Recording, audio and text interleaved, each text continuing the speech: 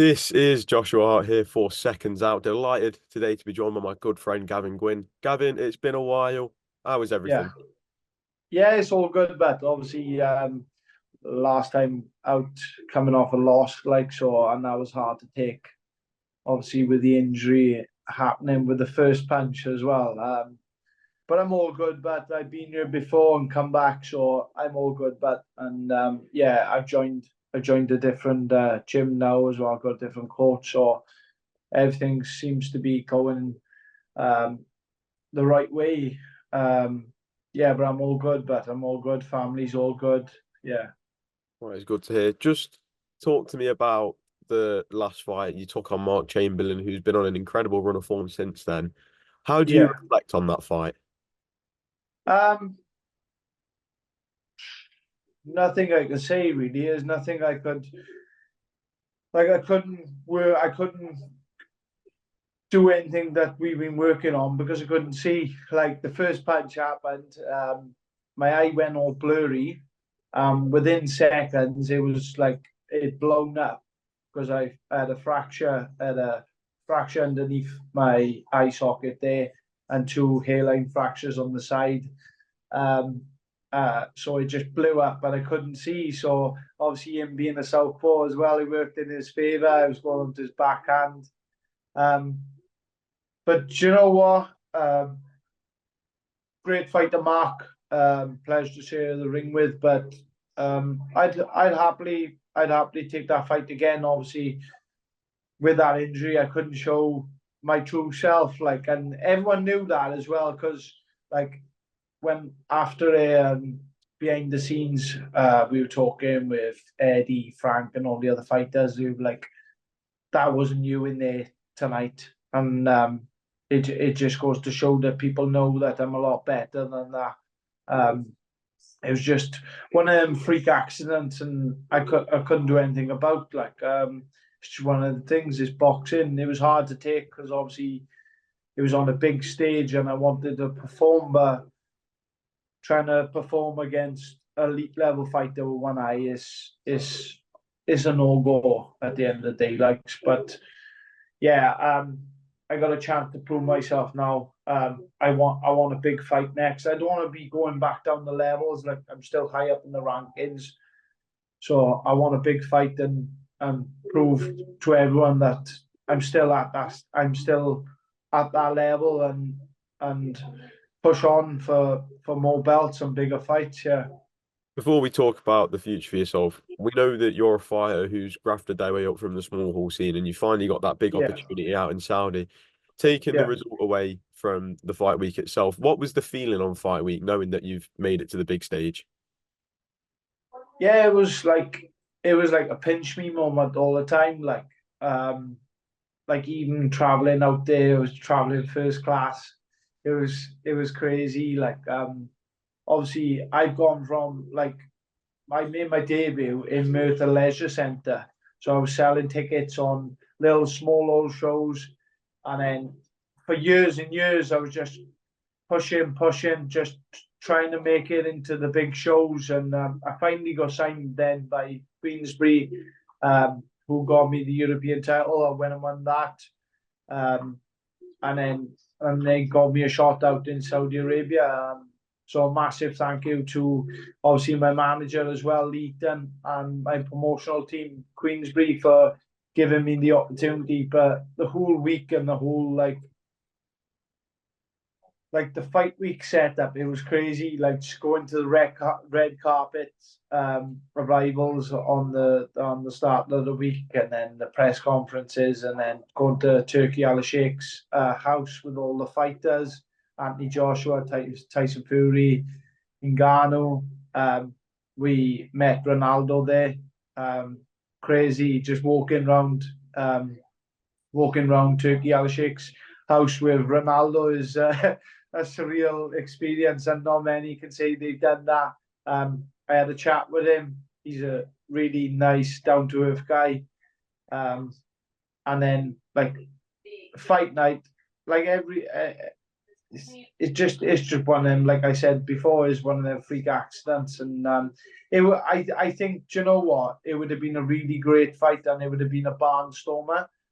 Because even though I had the injury, I still felt comfortable in there. Because my coaching team wanted to pull me out after, I think it was like 2 or 3 rounds. They were like, "Oh God, you can't see you taking shots." And I was like, "No, I'm fine. The shots are not hurting me. This I still feel alright." But obviously, in the end, they're thinking about my safety. And big thank you to them, and obviously the British Boxing Board team as well for pulling me out, because I had a scan when I got back in the hospital, and they said a couple of more shots to the eye, and maybe I would have never boxed again. So a massive thank you to them for looking out for my safety, really.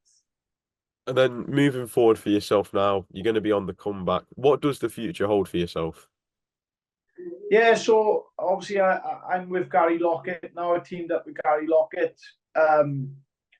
Do you know what? We've just been working over things I've been doing wrong. Obviously, I'm a high work rate sort of fighter. I like to fight inside and things like that. But we've just been working on things I've been doing wrong and going back to the fundamentals. And I think as long as you got the fundamentals right, the type of fighter I am, I'll always be in a good fight, and I'll always be in a chance to win, with a chance to win sort of thing. So we just been working on that, because, like Gary said to me, it's not about me trying to work on my fitness. I'm a gym rat. That's all I do. I train 2 or 3 times a day, and I haven't got to fight. So going forward now, we just want a big fight, and I know my manager Lee Dunn's working on a big fight. Obviously, can't say any names yet, but hopefully that comes off maybe the end of September.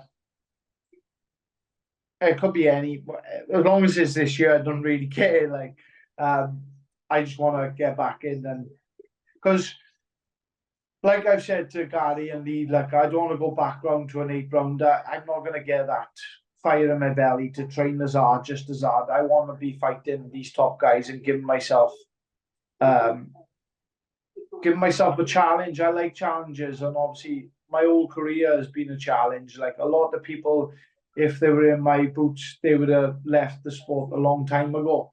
But I've dug down, and that's the fighter I am today. It's got me where I am today, really. Yeah. And then just moving away from yourself now, we've seen some big news in boxing in the last week about a certain man, Mr. Ryan Garcia. It's been announced that Yeah. he's banned from boxing for 1 year due to a due to a positive drug test. First of all, do you think the 1 year ban is the correct decision? No, it's not. It's not long enough. Obviously, we as fighters, you want a fair chance, like, and then you're fighting someone who's been taking peds and everything else. It's not right. It's a matter of life and death. Fighting. It only takes that one shot. So if you were ever caught taking performance enhancing drugs, that should be you done in the sport. You should never be able to fight ever again. And that's my view on it. Even with every some people have been caught, and they haven't even had a ban. Like you talk to the highest elite level fighters, Canelo have been caught and he's come back. Like, do you know what I mean? But they are saying that's down to dodgy cows and dodgy meat. But they got millions to spend on court cases and things like that. But if you're ever caught cheating, that should be it in the sport. That should be you done, and you should never be granted a license ever again. And that's my view, and that's probably the view of most fighters, because obviously it only takes out one shot, and you could be end up dead. Like, and obviously a lot of fighters got family, kids. Um, and they will all say the same, I think, as well. What do you make of the way Ryan Garcia has handled this whole situation? I just think he's a loose cannon, to be honest with you. I think there's something seriously wrong with his head. Um, the way he handled the whole fight build up and everything. I think honestly, I think he needs help. To be honest with you, obviously all the money and the publicity and things he's had since a young age, I think it's all got to him, and I do think he needs help. Like honestly, Fair enough. And then what needs to be done? You mentioned obviously it not being long enough, but then, for example, someone like Liam Cameron, who we saw come back very recently, he got yeah, 4 years for cocaine, which isn't a performance enhancing drug. What needs to yeah, be done yeah. to change these rules and make the sport a more fair, safer place? Yeah, well, obviously that he's got banned from a non-performance enhancing drug, so that's not going to enhance his performance in any way. It's going to hinder, in fact.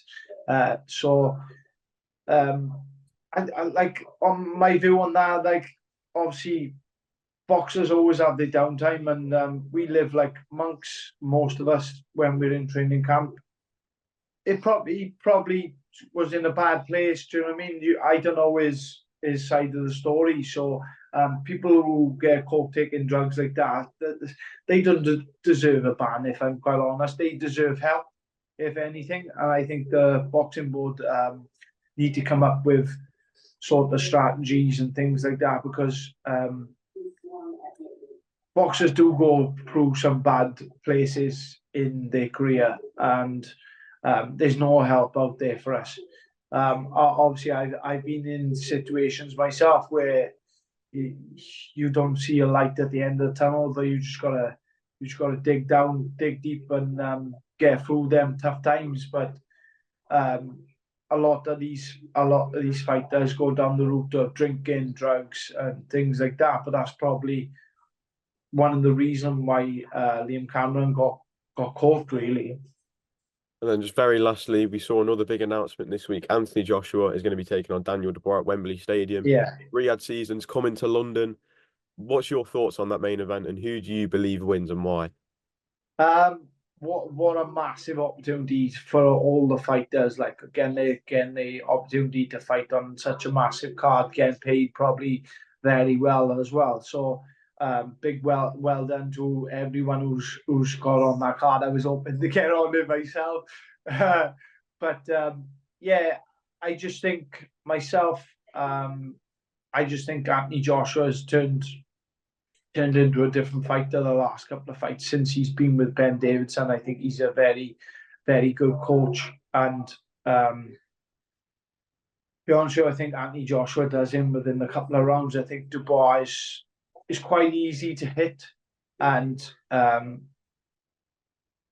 is so technically very good. He's underrated as a fighter. His boxing ability, sorry. And I think he gets him out there, and he hits very hard as well. So I think he gets him out there within a couple of rounds. But saying that, Dubois always pulls off these wins when you don't think he is going to. So it's a proper pick 'em, but I'm going to go AJ within 5 rounds out. Gavin, it's a good place to leave it. Thank you very much for your time. I'm sure we're all very excited to see the comeback. And thank you for your time with SecondsOut today. Cheers. Nice one. Thank you, Josh. Thank you.